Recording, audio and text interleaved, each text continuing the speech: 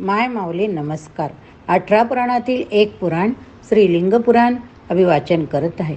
श्री गणेशाय नमः, श्री सरस्वती नमः, श्री गुरुभ्यो नमः, श्री कुलस्वामिनी देवताय नमः, अविघ्नमस्तु नारायणाय नमः, नरनरोत्तमाय नमः. श्री वेदव्यासांना नमस्कार करून प्रारंभ करते.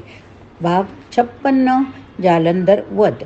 ऋषींनी विचारले, विक्रमी जालंधराचा वध कसा केला गेला? तेव्हा श्रीसूत म्हणाले, जलातून उत्पन्न झालेला तो जालंधर या नावाने प्रसिद्ध. तपश्चर्येने बलप्राप्त करून त्याने सर्व देव देवता गंधर्व यक्ष राक्षस उरग गण अशा सर्वांना युद्धात जिंकले. त्याने ब्रह्मदेवालाही जिंकले. पुढे विष्णूशी त्याचे बराच काळ युद्ध झाले. त्यातही त्याने त्या मधुसूदन विष्णूस पराभूत केले. अशा विजयानंतर तो दितीच्या पुत्रांना म्हणाला, मी युद्धभूमीवर सर्वांना जिंकून आहे. आत फक्त रणांमध्ये पजित असलेले भगवान शंकरच जिंकावायचे राहिले. गया व नंदीसहित असलेल्या त्यांनाही जिंकतो. मीच ब्रह्मा विष्णू महेश होय. हे दानव श्रेष्ठांनो, इंद्रपद तर मी तुम्हालाच देणार. जालंधराचे असे भाषण ऐकून ते सर्व अधम पापिष्ट दानव मरण्यासाठी जणू तत्पर होऊन गर्जना करू लागले. तो बलवान जालंधर त्या सर्व दैत्यांना घेऊन रथ हत्ती घोडे अशा सर्वांनी सज्ज होऊन शंकराकडे गेला.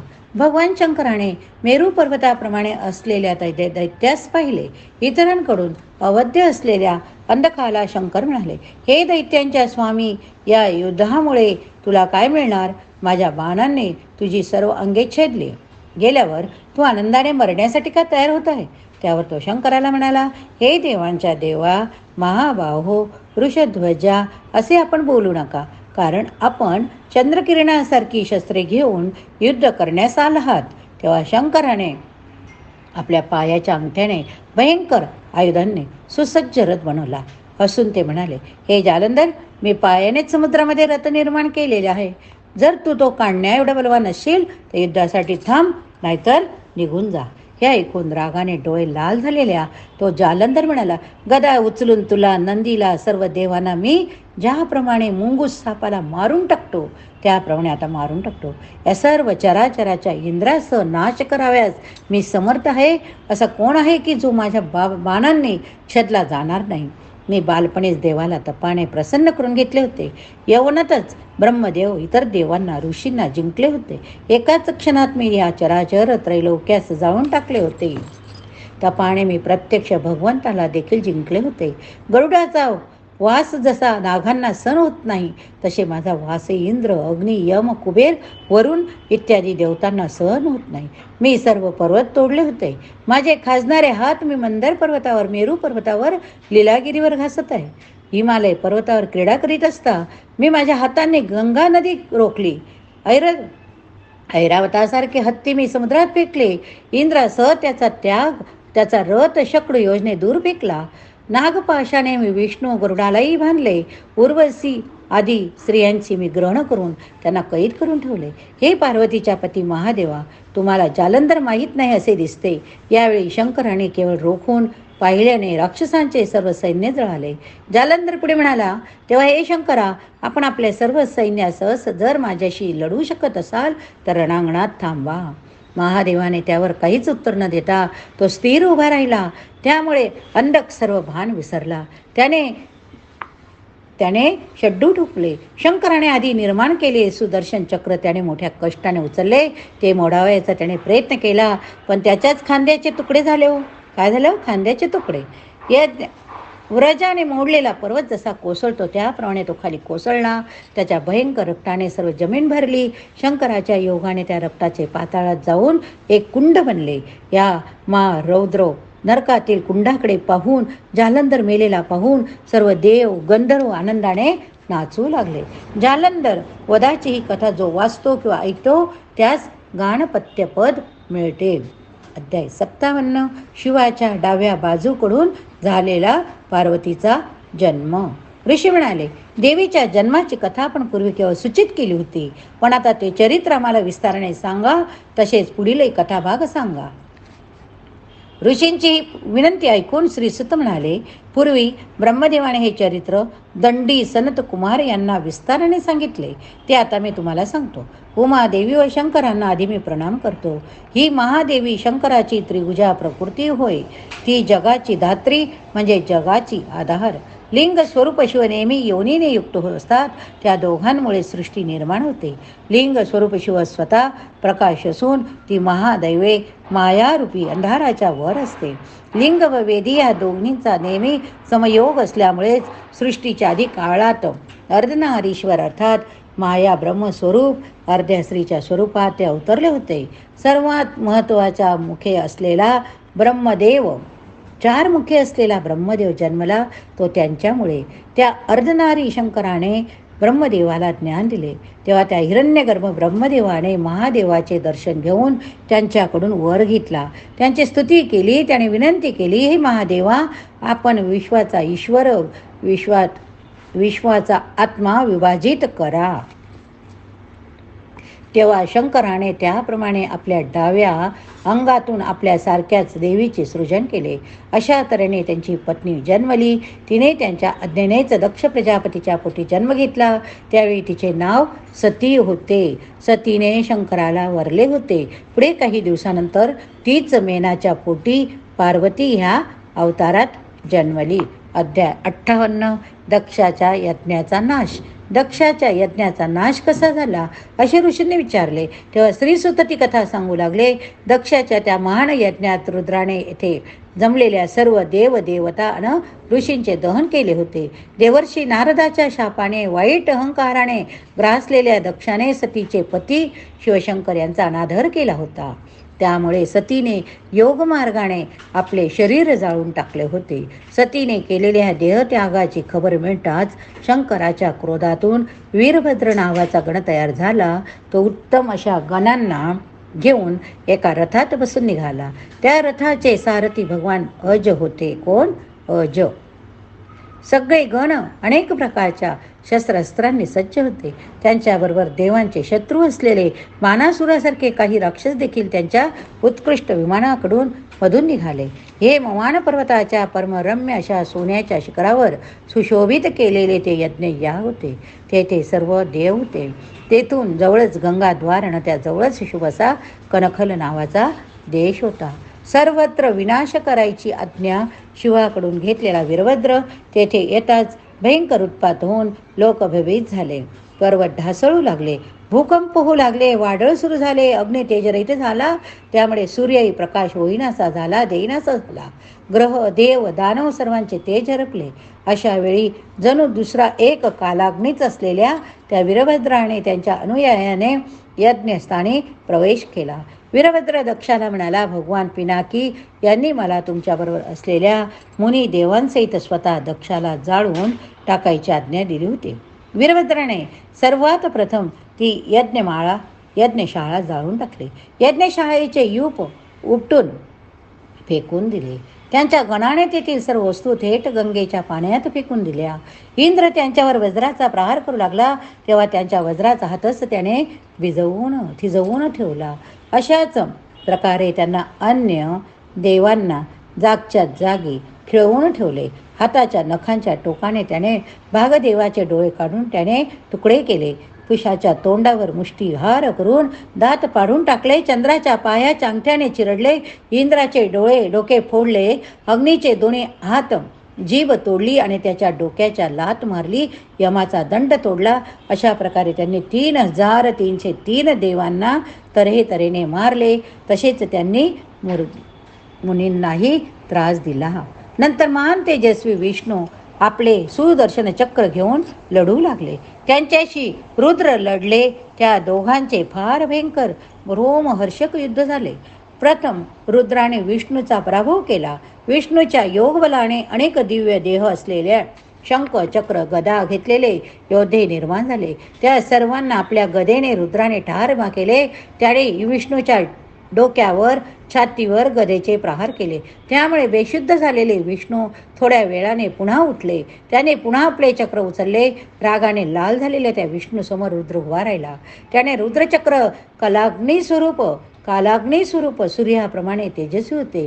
त्या चक्राने विष्णूच्या हातातील सुदर्शन चक्र जसेच्या तसे थांबवले. ते चक्र एखाद्या पर्वतासारखे स्तब्ध झाल्यावर विष्णूने आपले शार्ंग धनुष्य उचलले. तोच वीरभद्राच्या बाणाने त्या धनुष्याचे 3 तुकडे झाले. किती? 3. खुद्द विष्णूचे शिर छेदले गेले. नंतर वीरभद्राने यज्ञातील आव्हाने करायचा कलश, धूप, यूप, तोरणे वगैरेची मोटोड केली. त्याला पाहून यज्ञदेव घाबरला. हरिणाचे रूप घेऊन आकाशाकडे पळाला. त्याला वीरभद्राने पकडले. त्याची मान कापली. प्रजापती, धर्म, कश्यप, अरिष्टनेमी, बहुपुत्र, अंगिरा, कृष्णाश्व अशा मुनींच्या डोक्यावर शस्त्राचे प्रहार केल्यावर वीरभद्राने खुद्द दक्षाचे डोके उडवून ते अग्नीत जाळून टाकले. नंतर परमप्रतापी अशा वीरभद्राने सरस्वतीच्या नाकाचा चेंडा कापला. अशा प्रकारे प्रेतांनी भरलेल्या त्या जागेत वीरभद्र साक्षात शंकराप्रमाणेच दिसत होता. तेव्हा त्याला नम्रपणे ब्रह्मदेव म्हणाले, हे भद्रा, आता सगळे देव तर नष्ट झाले, तेव्हा अधिक रागवू नका. हे सुरता, आता तुम्ही प्रसन्न व्हा, क्षमा करा. परमश्रेष्ठी ब्रह्मदेवाच्या प्रभावाने वीरभद्र त्याचे गण हळूहळू शांत झाले. त्याचवेळी आकाशात प्रत्यक्ष भगवान शंकर दृष्टीस पडलेले पाहून तेथील सर्व लोकांचं गणांचं ब्रह्मदेवाने शंकराची प्रार्थना केली. शंकरांनी सर्व देवतांचे वीरभद्राचे केलेले नुकसान भरून दिले. त्याचप्रमाणे नुकसान भरून दिले. त्याचे कापलेले अवयव परत पूर्ववत केले, तर ठार झालेल्यांना जिवंत केले. इंद्र, विष्णू यांची तोडलेली डोकी शंकराने जोडली.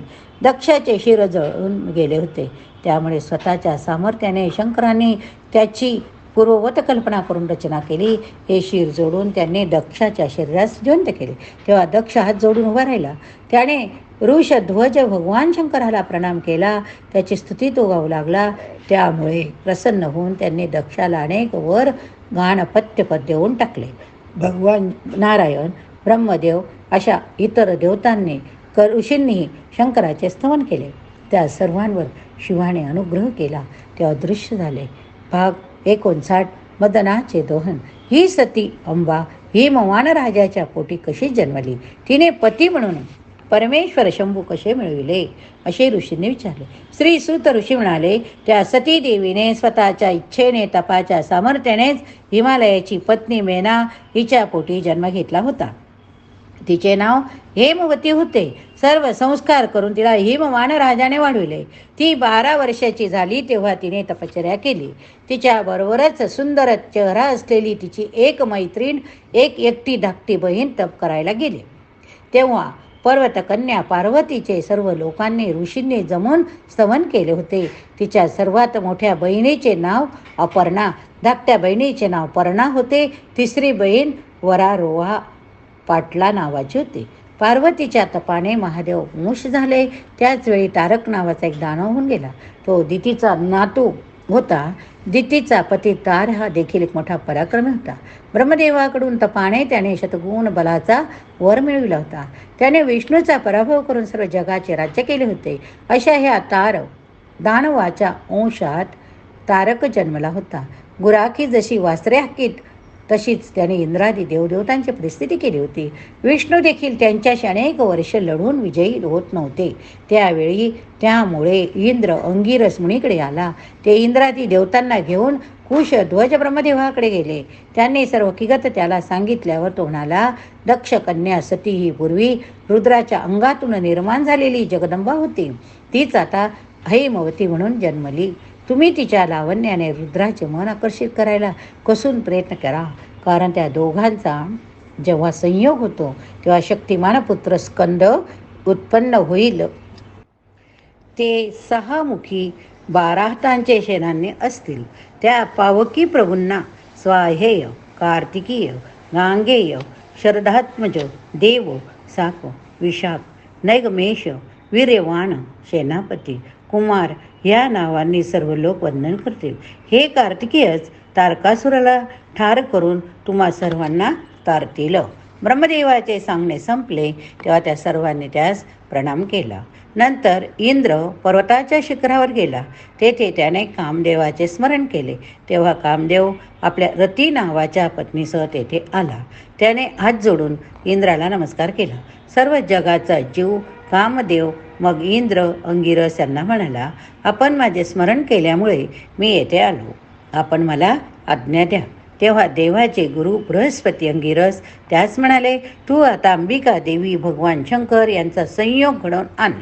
हा असा प्रीती संयोग असू दे की ज्यामुळे शंकर त्या अंबिकेशी रममाण होतील. शंकरही तुझ्यावर खुश होऊन तुला उत्तम गती देतील. कारण पार्वती रूपातील अंबेला ते पुन्हा प्राप्त करतील तर त्यांना समाधानच होईल. ही आज्ञा ऐकून कामदेवाने त्यांना नमस्कार केला. महादेवाच्या आश्रमामध्ये आपली पत्नी रती हिला घेऊन प्रवेश करावा असा त्याने विचार केला. त्याप्रमाणे कामदेव रती जेव्हा शंकराच्या आश्रमात पोहोचले तेव्हा वसंत ऋतू देखील त्यांच्या सहाय्याला आला. कामदेवाला पाहून शंकरांनी हसतच तिसरा डोळा उघडला. कामदेवाकडे पाहिले. त्या डोळ्यातून निघालेल्या अग्नीने जवळच उभं राहिलेल्या कामदेवाला जाळून टाकले. तो कामदेव मदन जाळलेला पाहून रती दुःखाने रडू लागला. तिचे रडणे ऐकून तिच्याकडे पाहून शंकर म्हणाले, हे भद्रे, असा दीन शरीराचा तुझा पती तुमचे समाजकार्य निश्चितच पूर्ण करीत राहील. जेव्हा रतिकाल असेल तेव्हा तो तिला पूर्णपणे खुश करील, यात संशय नाही. पुढे विष्णू वसुदेवाच्या पोटी कृष्णाचा अवतार घेतील. भृगूच्या शापाने ते हा अवतार घेतील. त्यावेळी तुझा हा पती त्यांच्या पोटीचा पुत्र म्हणून जन्म घेईल.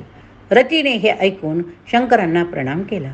त्यानंतर ते शरीर नसलेला कामदेव वसंत ऋतू तेथून निघून गेले. या ठिकाणी हा अध्याय संपला. पुढील अध्यायात पुढील कथा बघूया. पुराणां सर्वशास्त्राणां प्रथमं ब्रह्मणा स्मृतं उत्तमं सर्वलोकानां सर्वज्ञानोपपादकं. हर हर महादेव शंभो.